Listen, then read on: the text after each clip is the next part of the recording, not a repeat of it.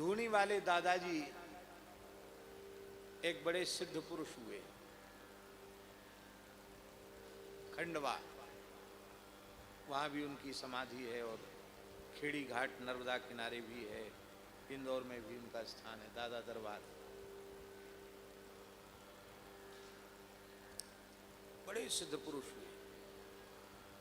बड़े दादाजी, फिर छोटे दादाजी, फिर बड़े सरकार। अब इस समय एक छोटे सरकार है, उनके कृपा पात्र। वो सिद्धों की परंपरा रही। तो इस समय जो छोटे सरकार हैं, इनके गुरुदेव, उनको लोग बड़े सरकार कहते थे। बड़े विलक्षण महात्मा थे। इंदौर में जहां स्थान बना हुआ है, वहां एक जगह बैठ गए धूना चैतन्य करके, तो 12 साल तक वहीं बैठे रह गए, उठे नहीं। एक गाय थी, उसको वो जीजा माई कहते थे। वो भयंकर जेठ की दोपहरी में बहुत धूप तपती थी, तो गाय आकर उनके ऊपर खड़ी हो जाती थी, चारों पैर नीचे ले लेती, उनको ऊपर खड़ी हो जाती थी। जैसे हम आपसे बात करें, ऐसे गाय उनसे बात करती थी, और लोगों से भी बात करने लगी। उन्हें हाथ जोड़ के कहा, कलयुग है देवी, लोग परेशान। उससे लोग सट्टे का नंबर पूछने लगे गाय से, हमारा नंबर बताओ। बोले तुम्हें लोग परेशान कर देंगे, अब बोलना बंद कर दो। गाय ने बोलना बंद कर दिया। बड़े सिद्ध पुरुष थे, उच्च कोटि के महात्मा, अवधूत थे।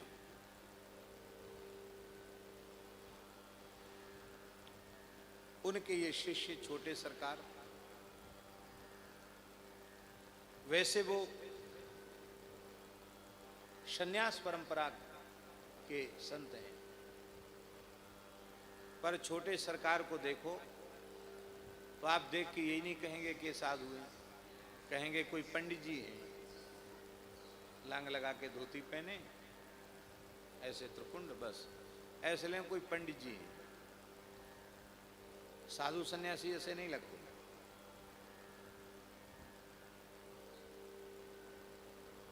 गृहस्थ नहीं है वो, पक्के साधु, बचपन के साधु। क्यों ऐसे रहते हैं? उनके गुरुजी तो ऐसे नहीं थे। ऐसे क्यों रहते हैं? महाराज ने कह दिया,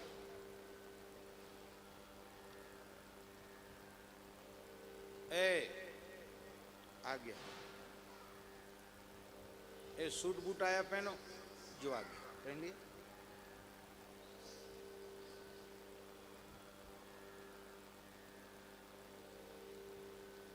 एक बार वो बोले, एक बात बता रहे हैं, आज्ञा पालन की बात। एक बार बोले वो बड़े सरकार, और उनकी सेवा में रहते थे।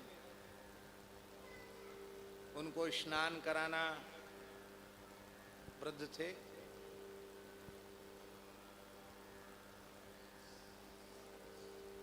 उनका धूना चैतन्य रखना, हवन की व्यवस्था करना, और कहीं जाने की इच्छा हो तो उनकी गाड़ी चलाना, अहरनिश काम करते थे। सेवा, गुरुजी की पूरी सेवा। एक ट्रांजिस्टर भी सुनते थे वो, समाचार, समय से समाचार सुनाना, बाल भोग के समय बाल भोग, राजभोग के समय राजभोग। और सूर्यास्त के बाद वो चलते नहीं थे, कहीं नहीं जाते थे। सूर्यास्त हो गया, जहां हो वहीं रुक गए, रात को कहीं नहीं चलते थे।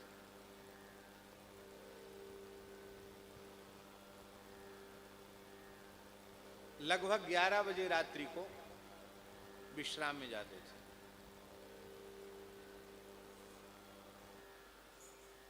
तो अब गुरुजी विश्राम में चले गए, तब तो सेवक विश्राम करेगा। तो ये छोटे सरकार गुरुजी के विश्राम करने के बाद विश्राम कर गए, वहीं चरणों में लेटते थे। कुछ बिछाना नहीं, वहीं लेट गए। ठीक 12 बजे रात को आवाज दे दी, उठ गए, स्नान कराओ। लेकिन स्नान कराए, हवन की तैयारी करो, हवन कराए, टिक्कड़ बनाओ, रात को कुछ खाते नहीं, टिक्कड़ बनाए, पवाया, खा लो, खा लिए। गाड़ी तैयार है? बोले हाँ तैयार, तैयार कर दी, धो पोछ के गाड़ी तैयार। खेड़ी घाट जाना, इंदौर से खेड़ी घाट जाना, गाड़ी तैयार। 12 बजे रात को उठा दिया। ये सब काम करते करते सवेरे के कितने बजे? 3 बजे रोटी खाई, टिक्कड़, और उनको भी खिलाए। सो जा, क्या कहा? सो जा। फट से लेट के सो गए, खुद भी सो गए। तो 4 बजे उठने का नियम था, फिर 4 बजे उठ गए, वो अपने आप ठीक समय से उठ गए, 1 घंटे में उठ गए। वो उनके जो अभी महाराज छोटे सरकार उठ गए। फिर गुरुजी अपना अपने काम में लग गए, फिर गए, फिर नहाए धो, फिर सवेरा हो गया। तो सेवक के मन में ये बात तो आनी ही चाहिए थी, शिष्य के मन में, कि गुरुजी हैं कि बड़ी भारी आफत हैं, दिन भर तो काम में लगा के रखते हैं, फिर की जैसा नचाते रहते हैं, और रात को भी सोने नहीं दिया, 1 घंटा सोने दिया। अरे मशीन भी तो विश्राम चाहिए मशीन को। और जब सोने का समय था तब तो नचाते रहे, और जब जगने का समय हुआ तब कहते सो जाओ, सो गए।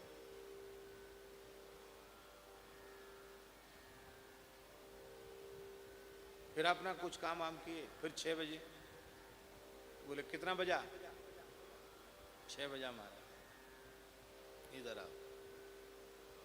बोले देखो हम लोग अवधूत हैं, जाना न जाना अपनी इच्छा है, हम तो ये देख रहे थे कि तुम हमारी आज्ञा में कितने खरे हो, हैं? जाना न जाना हमारी इच्छा है, हम ये देख रहे थे कि तुम्हारे मन में भी ये बात आती है कि नहीं, कि गुरुजी कर क्या रहे हैं, इनका नियम रात्रि को जाएंगे, कैसे रात्रि को तो जाते नहीं, और ये खाएंगे रात्रि को खाते भी नहीं, ये सब उल्टा पलटा काम कर, कैसे गुरुजी?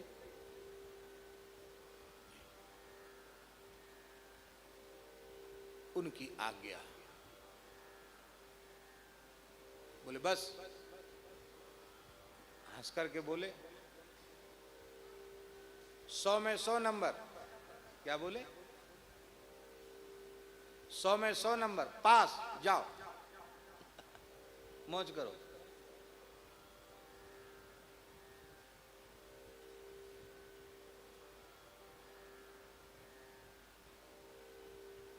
आज भी महाराज हम एक बात कहेंगे कि गुरुजनों के प्रति भगवत भाव क्या होता है, इसको उनसे सीखना चाहिए। आज भी गुरुजी की सेज, उनको स्नान कराना, आज भी बाथरूम तैयार कर देना, बाल्टी भर देना, समय जब रहेंगे तब अपने हाथ से आज भी पूरी सेवा करते। प्रत्यक्ष रूप में गुरुजी नहीं है, लेकिन भाव रूप में आज भी पूरी सेवा करते हैं। कहते अपने कुछ नहीं जानते, बस उनको ही जानते हैं।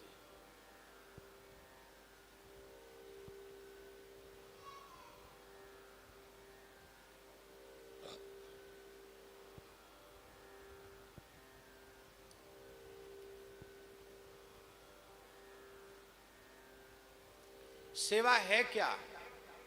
आज्ञा समन सुसाहिब सेवा, आज्ञा पालन से बड़ी कोई सेवा नहीं है। और आज्ञा पालन कहते ही उसको हैं जिसमें अपना कोई आग्रह दुराग्रह न हो। कि जो कह दें मान लो। आप लोग कहेंगे मान लो अनुचित आज्ञा दी तो, उचित आज्ञा नहीं है तो आप इसका ठेका क्यों ले रहे हो? अनुचित आज्ञा कोई देता है अपने से बड़ा, तो उसे अनुचित आज्ञा देने का दोष लगेगा। तुम आज्ञा पालन करोगे, तुम्हें दोष नहीं लगेगा। अच्छा एक बात बताओ, जुआ खेलना अच्छा काम है कि बुरा काम, पाप है कि नहीं जुआ खेलना? कलयुग के जो 5 स्थान है उनमें एक जुआ है, और धर्मराज युधिष्ठिर ने जुआ खेला। एक बार नहीं 2 बार जुआ खेला, लेकिन जुआ खेलने का पाप युधिष्ठिर को नहीं लगा। क्यों? क्योंकि उन्होंने अपने ताऊ धृतराष्ट्र की आज्ञा से जुआ खेला। मेरे पिताजी के बड़े भाई हैं, राजा हैं, इनकी आज्ञा पालन करना हमारा धर्म है, खेला।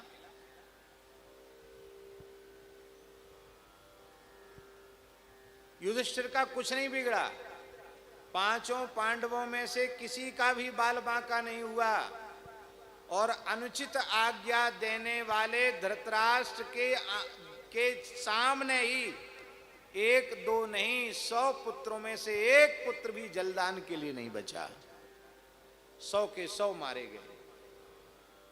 अनुचित आज्ञा देने वाले को उसका दुष्परिणाम भोगना पड़ा, आज्ञा पालन करने वाले को नहीं भोगना पड़ा।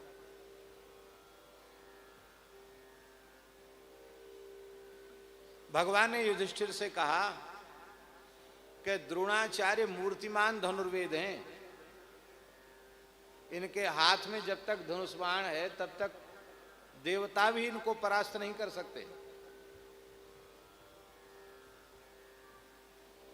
इनकी मृत्यु का उपाय ये खुद बता चुके हैं कि मैं अपने एकमात्र पुत्र की मृत्यु का समाचार सुन लूंगा तो युद्ध छोड़ूंगा, नहीं तो नहीं छोड़ूंगा। तो सेनापति ही नहीं बदलेगा, विजय तुम्हारी होगी नहीं।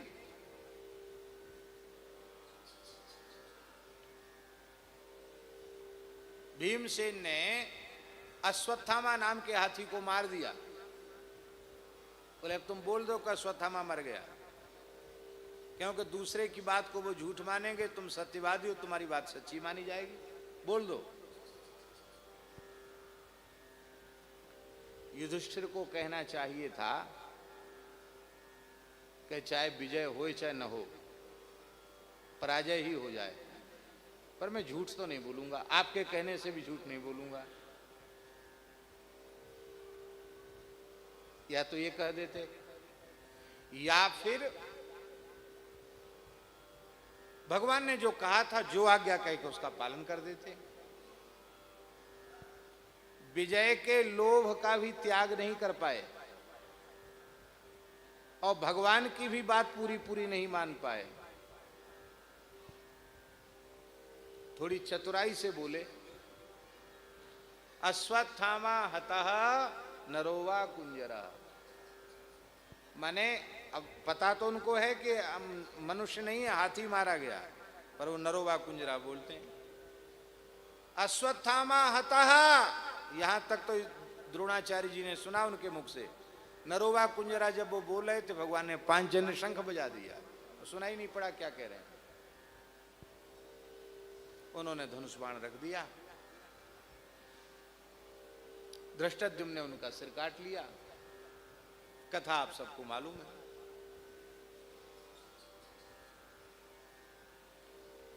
ऐसे धर्मराज युधिष्ठिर को आधा झूठ बोलने का परिणाम यह हुआ कि उनका रथ जो था ना, वो धरती से ऊपर चलता था 4 अंगुल, सट के चलने लग गया।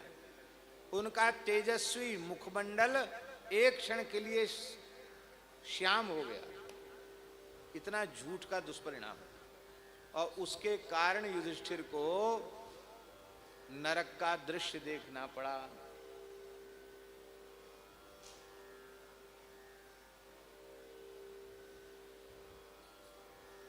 अब हम दूसरा उदाहरण दे रहे हैं। भगवान के पिता वसुदेव जी कंस के सामने प्रतिज्ञा की है कि देवकी की संतान हम तुम्हें दे देंगे। और जब ठाकुर जी कंस कारागृह में प्रकट हुए, बोले हमको नंद ब्रज भेज आओ। बोले जो आ गया। ठाकुर जी को लेके चले गए गोकुल। ठाकुर जी को पधराए, कन्या ले आए। ये झूठ नहीं, छल नहीं तो क्या था? हुआ बेटा, बताया बेटी। आखिर तो सब पता चल ही गया। न पता चले तो बाद में नारद जी ने सब बता दिया कि क्या क्या किया गया, क्या क्या हुआ, तुम्हारी आंखों में धूल झोंकी गई। लेकिन झूठ बोलने का दोष परम सत्यवादी श्री वसुदेव जी को झूठ बोलने का दोष नहीं लगा। क्यों? वसुदेव जी जानते हैं श्री कृष्ण तो सत्य के भी सत्य हैं। ये जो आज्ञा दे रहे हैं यही सत्य है, यही धर्म है, हमें और कुछ नहीं चाहिए।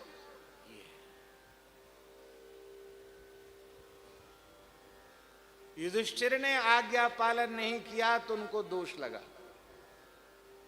वसुदेव जी ने आज्ञा पालन किया, कोई दोष नहीं लगा। आज्ञा पालन की बहुत भारी महिमा। हमारा भगवान के प्राण प्यारे भक्तों से प्रेम हो जाएगा तो उनकी प्रत्येक आज्ञा जो हमारे लिए परम कल्याणकारिणी है, उनके चित्त में अपने स्वार्थ की सूक्ष्माति सूक्ष्म गंध भी नहीं है। वे केवल हमारा परम कल्याण चाहते हैं। ऐसे उन संतों की प्रत्येक आज्ञा को, वाणी को हम श्रद्धा पूर्वक मानने लग जाएंगे तो हमारे कल्याण में संदेह नहीं रह जाएगा। इसलिए कहा तत्पुरुषे च सख्यम तदेव हारम वदमन्य से चेत। तत्पुरुषे च सख्यम, यही बात इस पद में गोस्वामी जी कह रहे हैं कि तूने कितने मित्र बनाए और बना रहा है, कितने जन्मों में बनाए, वो आगे भी बनाता चला जाएगा। लेकिन वे सब स्वार्थ में सने हुए हैं। न पहले तेरे कोई काम आए, न अब काम आ रहे, न आगे भी कोई काम आने वाले। पर जो जीव के सच्चे हितैषी हैं, भगवान और भगवान के भक्त, उनसे तूने आज तक अपना सुदृढ़ संबंध जोड़ा नहीं। इसलिए तू इस भव बेगार में पड़ा हुआ है।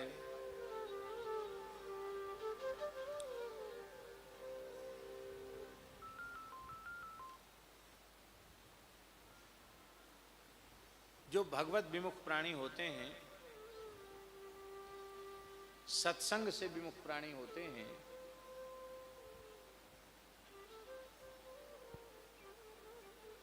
उनका एक बड़ा भारी दोष है।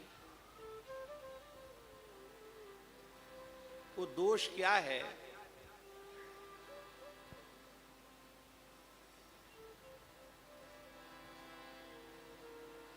वे, हम बहुत सरल शब्दों में कहें तो वे अपने अयथार्थ ज्ञान को तो ज्ञान मान रहे हैं, अथवा और सरल करके कहें तो वे अपने अज्ञान को ही ज्ञान माने बैठे हैं।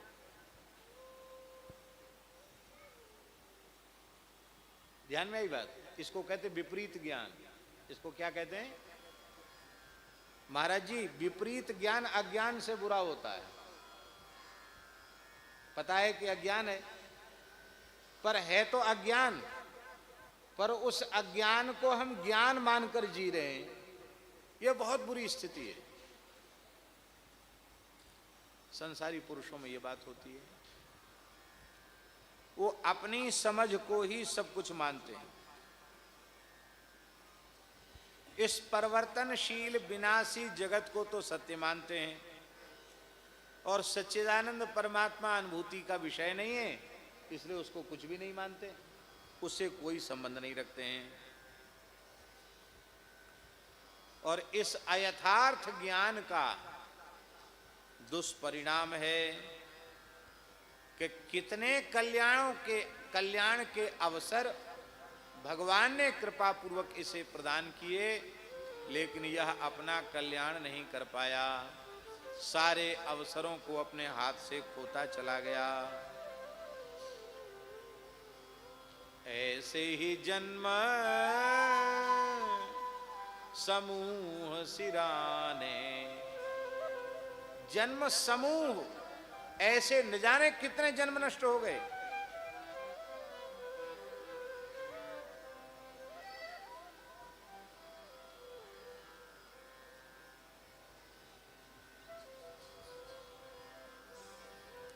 वेदों ने कहा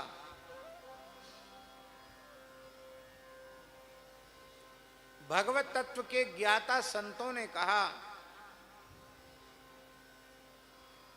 और तुलसीदास जी कहते कि मैं भी चिल्ला चिल्ला कर कह रहा हूं कि अरे जीव अब भी चेत कर, तू जिन्हें अपना सगा संबंधी माने बैठा है, तू जिन्हें अपना सच्चा हितैषी माने बैठा है, वो तेरे सच्चे हितैषी नहीं हैं। तेरे सच्चे हितैषी तो श्री रघुनाथ जी हैं, श्री ठाकुर जी ही तेरे सच्चे हितैषी हैं, और उनके प्राण प्यारे भक्त ही सच्चे हितैषी हैं। तू देख ले। तब प्रश्न उठा कैसे देखूं? बोले इन आंखों से तो तू देखना, देखने का तेरा सामर्थ्य होता तो देख ही लेता। इन आंखों से तू देखनी, आंखों वाला होने पर भी अंधा है, तब कैसे देख? बोले तू अपने हृदय की आंखों से देख, तेरा सच्चा हितैषी कौन है। ये भैया हृदय की आंख को ही विवेक कहते हैं, और ये विवेक अस विवेक जब दे विधाता, अस विवेक जब दे विधाता, तब तजी दोष गुण ही मन राता, तब तजी दोष मन राता,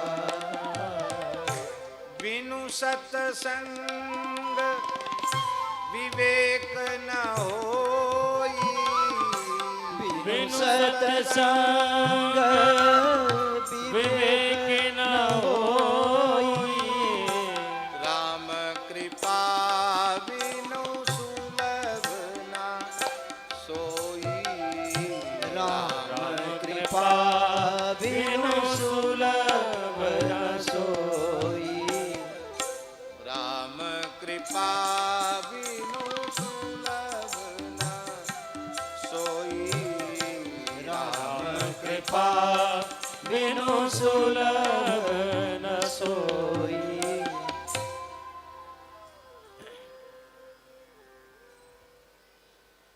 ये संतों की चरण रज, गुरुजनों की चरण रज, हृदय की आंख खुल जाएगी। उघर ही बिमल बिलोचन ही के, उघरहि बिमल बिलोचन ही के, मिटहि दोष दुख भव रजनी के, मिटहि दोष दुख भव रजनी के। क्या होगा फिर? हृदय की आंख खुल जाएगी तब क्या होगा? सूझहि राम चरितमणि मानिक, सूझहि राम चरितमणि मानिक, गुपुत प्रगट जहाँ जो जेहि खानिक, गुप्त प्रगट जहाँ जो जेहि खानिक। आज कौन सी तिथि है? द्वितीया है आज, आषाढ़ कृष्ण द्वितीया। परमहंसी महाराज ने संदेश भेजा है कि आज आषाढ़ कृष्ण द्वितीया को हरे राम बाबा की तिथि है।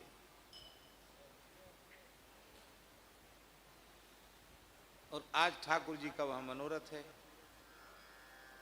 तो हमको तो ये ध्यान में नहीं था। वो तो लिख रहे हैं कि शायद इसीलिए आज ये अपने आप उत्सव हो गया।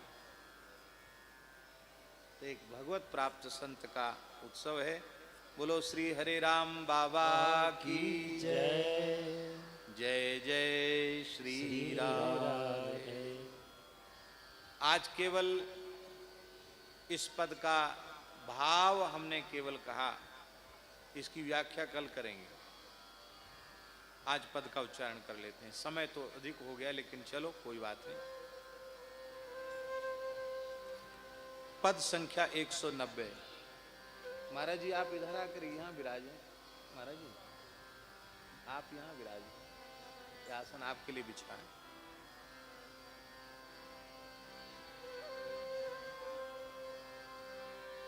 सहज स्नेही राम सो तैं कियो न सहज सने। सहज स्नेही राम सो तैं कियो न सहज सने। सहज स्नेही राम सो तैं कियो न सहज सने।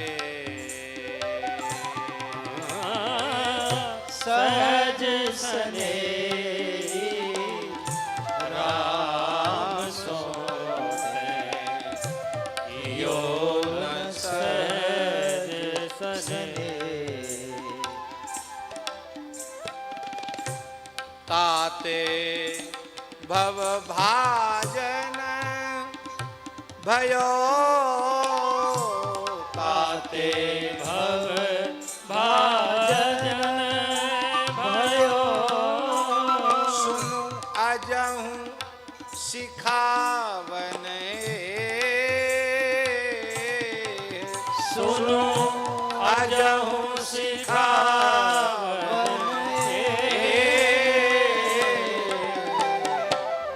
सहज स्नेही राम सो तैं कियो न सहज सने। सहज स्नेही राम सो तैं कियो न सहज सने। ज्यो मुख मुकुर बिलो किए अरु चित न रहे अनुहार। जो मुख मुकुर किए अरु चित न रहे अनुहार। त्यों सेवतहु ना आपने ये मातु पिता सुत नारी। त्यों सेवतहु ना आपने मातु पिता सुत सहज स्नेही राम सो तैं कियो न सहज सने। सहज स्नेही राम सो तैं कियो न सहज सने। इसका भाव सुन लिया आप, गाने में ज्यादा सुख मिलेगा। हैं? दे दे सुमन तिल बा बासी के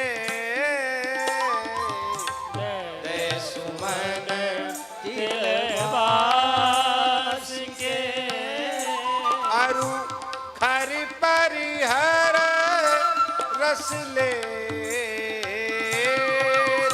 अरु हरि परिहरि रस ले स्वार्थ हित भूतल भरे मन में चक तन से स्वार्थ हित भूतल भरे मन में चक तन से सहज स्नेही राम सो कियो न सहज स्नेह सहज स्नेही राम सो कियो न सहज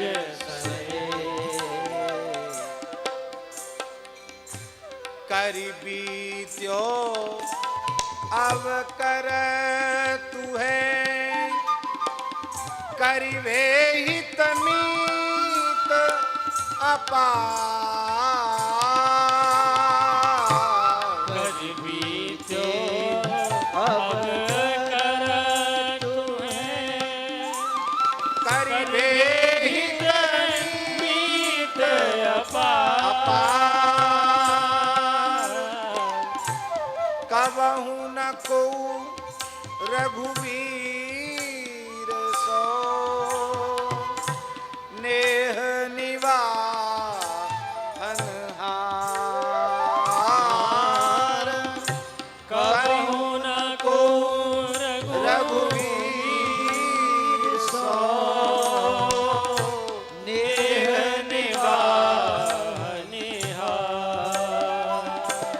निवाहनिहार सहज स्नेही राम सो ते कियो न सहज स्नेह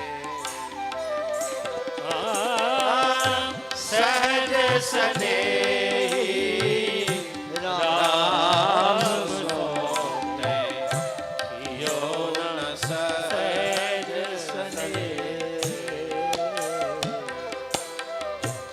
जासों ना तो जासों सब ना तो फुरे तासों न करी पहचान जासों सब ना तो फुरे तासों न करी पहचान ताते कछु समझो नहीं कहाँ लाभ कहाँ हानि ताते कछु समझो नहीं कहाँ लाभ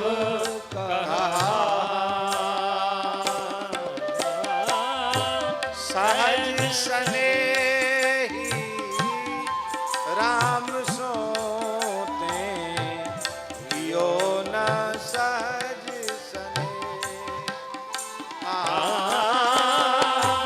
सहज स्नेही राम सोते यो न सहज स्नेह साचो जान्यो झूठ को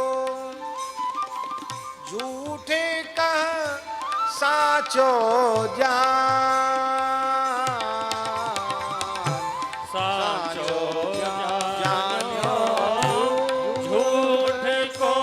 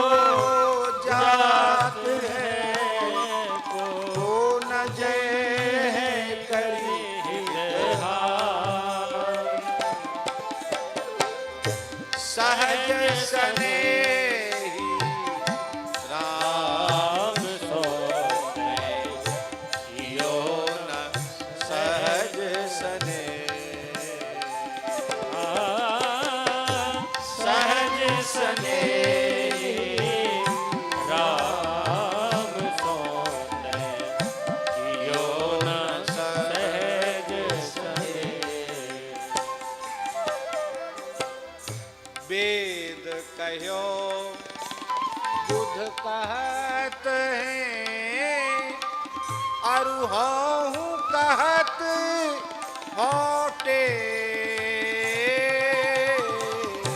वेद कहो बुध कहत हैं हूँ कहत होटे तुलसी प्रभु साचो हितु तू हिय की आखन है तुलसी प्रभु साचो हितु हिय की आखन सहज स्नेही राम सोते पियो न सहज स्नेह सहज स्नेही राम सोते कियो न सहज आते पियो न सहज स्नेह कियो न सहज आते पियो न सहज आते पियो न सहज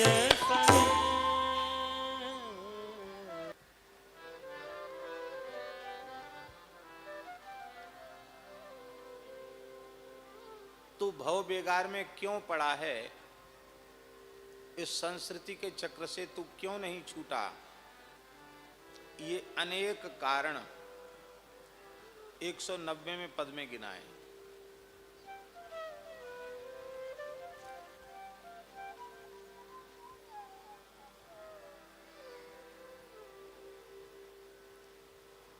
दो तरह का प्रेम होता है। एक तो अत्यंत सहज स्वाभाविक प्रेम, जिसमें कहीं भी कोई बनावट नहीं, और एक कृत्रिम प्रेम होता है, नकली बनावटी प्रेम, दिखावटी प्रेम।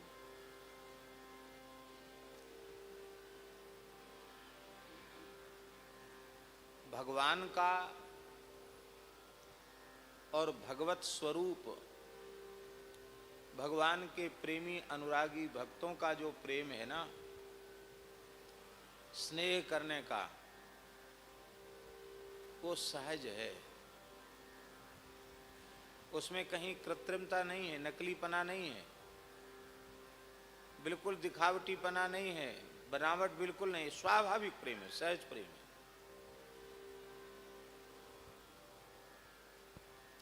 संसार का प्रेम नकली है, दिखावटी है, बनावटी है, प्रेम नहीं है। प्रेम का अभिनय है, नकल। प्रेम का नाटक है। मिलते ही दांत खिलखिला देना, मुस्कुरा देना, गले से लग जाना। अब तो कोरोना है तो गले से लगना मना हो गया, हाथ मिलाना भी मना हो गया, दूर से हाथ जोड़ो।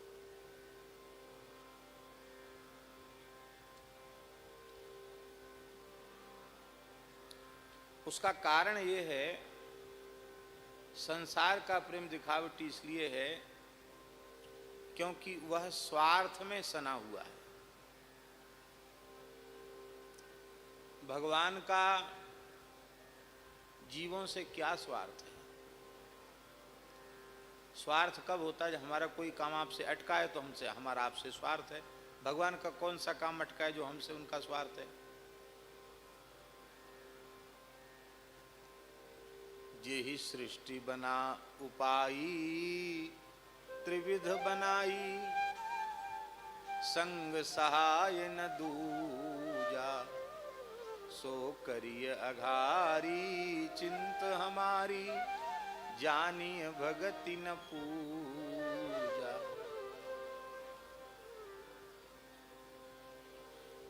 इतनी बड़ी सृष्टि रचने में तो उन्होंने किसी की सहायता नहीं ली, किसी के सहयोग की आवश्यकता उन्हें है नहीं, तो उनका क्या स्वार्थ होगा?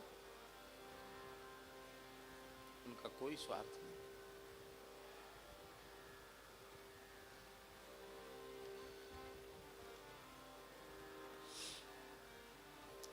अवतार काल में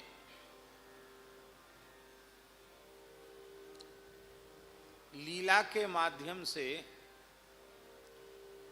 जीवों को कृतार्थ करने के लिए ही भगवान उनको अपनी लीला का अंग बना लेते हैं, उपकरण बना लेते हैं, और उसमें लगता है अरे भाई ये ना होते तो भगवान का भी काम कैसे चलता, ये लगता है कि नहीं लगता? अब राम जी गंगा जी के तट पे खड़े हैं, विशाल गंगा जी हैं, पल्ली पार जाना है, तो केवट अपनी नौका लेके ना आवे तो भगवान को पार न करे, कैसे पार उतरेंगे भगवान? लीला काल में, लीला में तो भगवान को समस्या है कि केवट यदि नौका में न बिठावे तो ठाकुर जी पार न उतर सकें।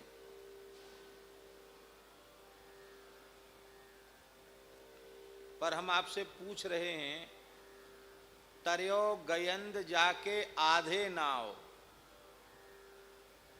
मनुष्य नहीं, हाथी गजेंद्र, हरि शब्द का उच्चारण किया, हा कष्ट में कहा, री तो कह ही नहीं पाया, आधे नाम में भवसागर से तर गया।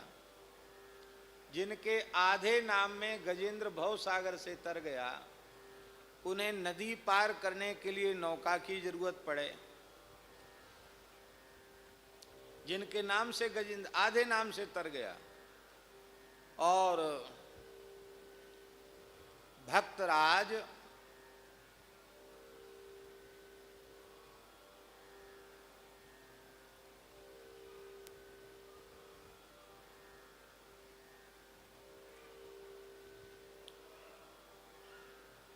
काले खाने तो विलक्षण भाव दिया है। करौली के थे, यवन कुल में पैदा हुए थे, काले खान, लीला में उनका चरित्र भी दिखाया जाता है। वे कहते हैं, पंकज से पायन पयादे पलंग छाड़े, पंकज से पायन पयादे पलंग छाड़े, पाउड़ी विसार, प्रभु ऐसी परिपा गयो, हाथी के हृदय मांझ, आधो हरि नाम सोए, गरे जौल आयो गरुड़ेश तौलों आ गयो। वो तो यहां तक बोलते हैं कि वो इतने कष्ट में था कि आवाज निकली ही नहीं। हरि का हा आया था हृदय में, हृदय से चल के गले के बाहर तक हा नहीं आ पाया। इसके पहले गरे जौल आयो गरुड़ेश तौलों आ गयो।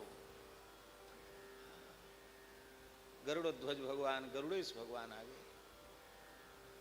उन भगवान को क्या आवश्यकता है, लेकिन केवट भक्त को धन्य करने के लिए अपने श्री चरण कमल, जो श्री जानकी कर सरोज लालित हैं, ब्रह्मा जी, शंकर जी, नारद शुक सनकादि जिन चरणों का ध्यान करते हैं, उन चरणों को धो करके उसको धन्य बनाने के लिए भगवान केवट के ऊपर कृपा करते हैं।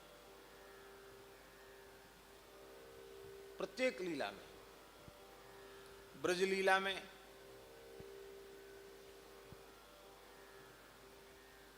गिरिराज तो ठाकुर जी ही उठाते हैं, लठिया सब ग्वारिया लगा लेते हैं। हमने सुना है कि ठाकुर जी के सखा बोले कन्हैया अब तू भले ही थोड़ी देर विश्राम कर ले, हमने अपने लठान पे गिरिराज को डांट रखे हुए, अब तो तू भले ही नेका देर विश्राम कर ले, थक गए हो, श्रमित है रहे हो तू। ठाकुर जी भैया तुम अपने संतोष के ताई भले लठिया लगा लो, पर ये तो गिरिराज बाबा तो हम पे ही प्रसन्न है, हम पे ही डटेगो, तुम पे ना डटेगो। अरे ना हम पे ना डटेगो, तू तो पे डटेगो। ठाकुर जी ने सोचा विश्वास करते नहीं, ने कहा थोड़ा हाथ ढीला करो। जैसी ठाकुर जी ने थोड़ा सा हाथ ढीला किया, सबकी लठिया चटमट टूट, अरे गिरे गिरे दबे दबे कन्हैया बचा बचा बचा।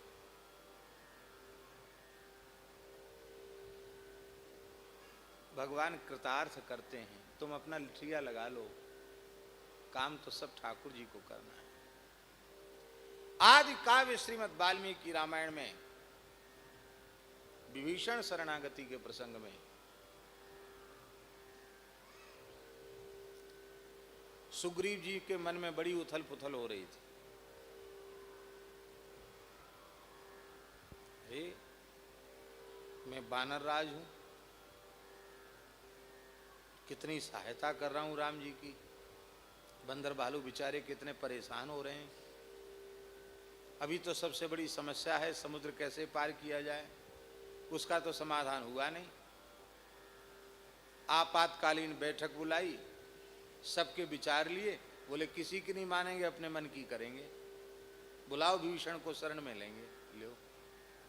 तो अभी से इन्होंने मनमाने निर्णय शुरू कर दिए तो हो गया युद्ध। हम व्यर्थ में क्यों प्राण गंवावें जब हमारी सुनी ही नहीं जा रही है। अरे त्रिलोक विजयी रावण है, ऐसे पार पड़ने वाली है। राम जी तो सब भीतर की उथल पुथल समझ गए। बोले सुग्रीव मित्रवर अत्यंत प्रसन्नता से अपने सब बंदर भालुओं को लेके किष्किंधा लौट जाओ, जो जहां के वहां चले जाओ।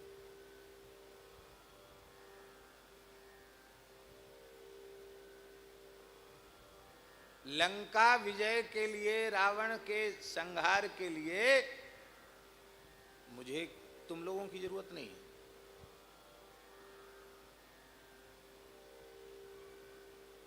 न तुम्हारी न तुम्हारी सेना की कोई आवश्यकता नहीं।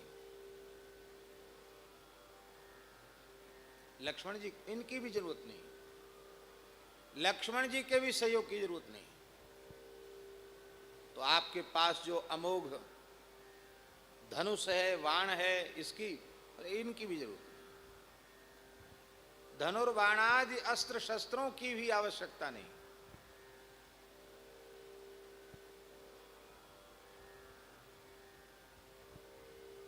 कैसे? ये वाल्मीकि रामायण की पंक्ति है।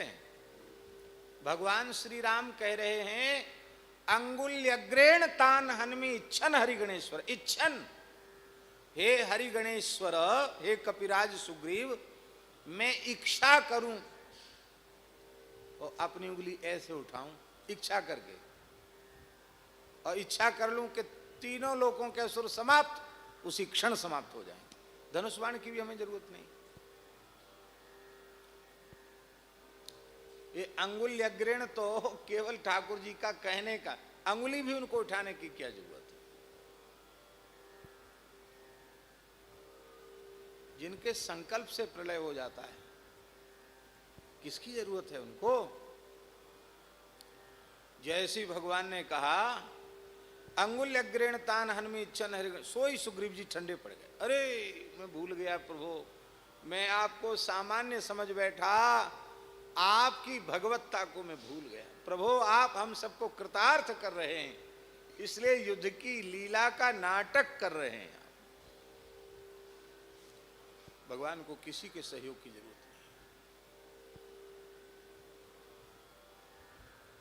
नहीं। ऐसे भगवान जीवों से प्रेम करते हैं, उन जीवों के किसी भी प्रकार के सहयोग की उनको कोई अपेक्षा नहीं, क्योंकि उनका कोई काम अटका नहीं। वे सर्वसमर्थ हैं, सत्य संकल्प हैं। तो भगवान का प्रेम जो जीवों के प्रति है वो अत्यंत सहज प्रेम है, स्वाभाविक प्रेम है। अब भक्तों का लो, भक्तों का भी जो प्रेम है वो अत्यंत सहज और स्वाभाविक प्रेम है।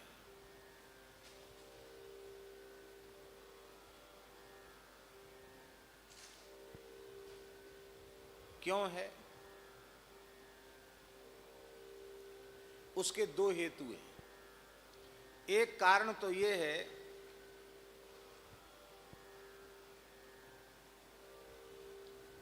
कि वे नाम रूप के भेदों को ध्यान में रखकर प्रेम नहीं करते हैं। ध्यान में ही बात, अलग अलग नाम, अलग अलग आकृतियां, अलग अलग रूप, इसका भेद मानकर प्रेम नहीं करते हैं।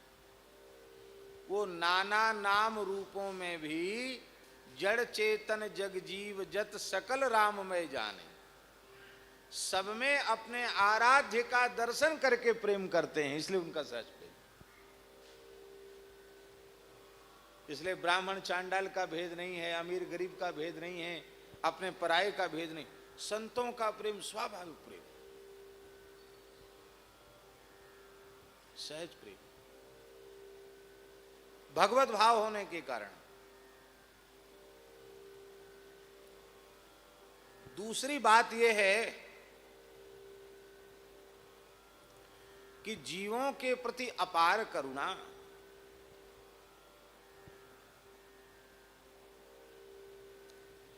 और निजी स्वार्थ की किंचित गंध न होना।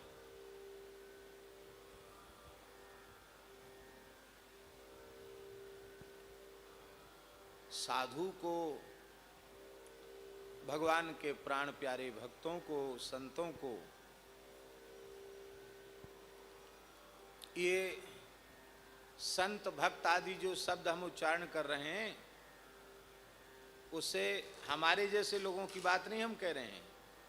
वस्तुतः जो संत हैं, वस्तुतः जो भक्त हैं, हम भक्त नहीं, हम संत नहीं, हम साधु नहीं, हम तो भक्त की, संत की, साधु की नकल हैं, असल नहीं है। वस्तुतः जो भक्त संत हैं वे ऐसे होते हैं, कोई स्वार्थ नहीं संसार से। सुर नर मुनि सब के यह रीति, स्वार्थ लाग करहीं सब प्रीति। पर सुर नर और मुनि, इनमें भगवान के भक्तों को नहीं गिना गया है? देवता, मनुष्य, ऋषि, मुनि सब स्वार्थ लाग करें, भक्तों को नहीं गिना गया इसमें। भक्तों के लिए क्या कहा गया? हेतु रहित जग जुग उपकारी,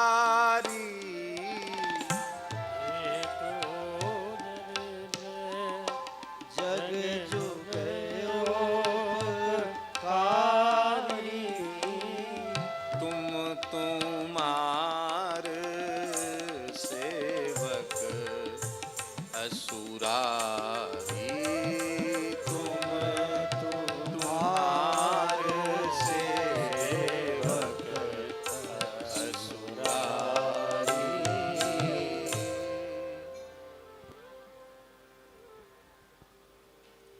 इसलिए भगवान और भगवान के भक्तों का प्रेम सहज प्रेम है और संसार का प्रेम दिखावटी है, नकली प्रेम है।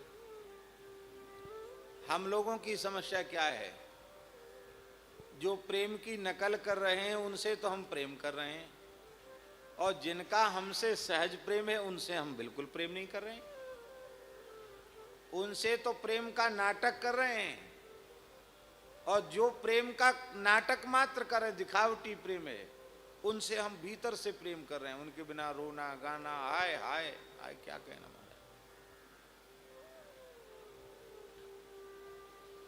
अभी इस महामारी ने सबका प्रेम दिखा दिया। अभी एक जड़खोर एक सज्जन पधारे थे, वो कह रहे थे महाराज एकमात्र पुत्र है, अकेला बेटा, लंबी चौड़ी जायदाद है,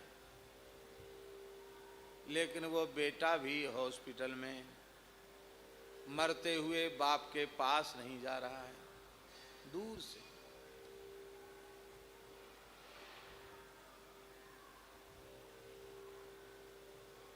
कहाँ चलेगा भैया प्रेम? प्रेम हो तो कहो, चाहे हम मरें चाहे जिए भैया, हम तो पिताजी को नहीं छोड़ सकते। कहाँ चले गए तुम्हारे पिताजी? मालिक तो बनोगे, चलो कोई बात नहीं। उनके कल्याण के लिए तुमने क्या किया?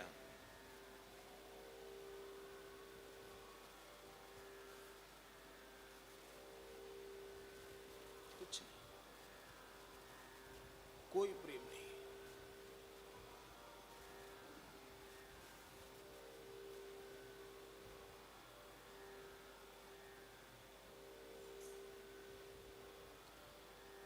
तो जीव की दुर्दशा का कारण है, इस भव बेगार में पड़ने का कारण है कि स्वाभाविक स्नेह करने वाले जीवों से जो श्री राम जी हैं, उनसे तूने स्नेह नहीं किया, प्रेम नहीं किया।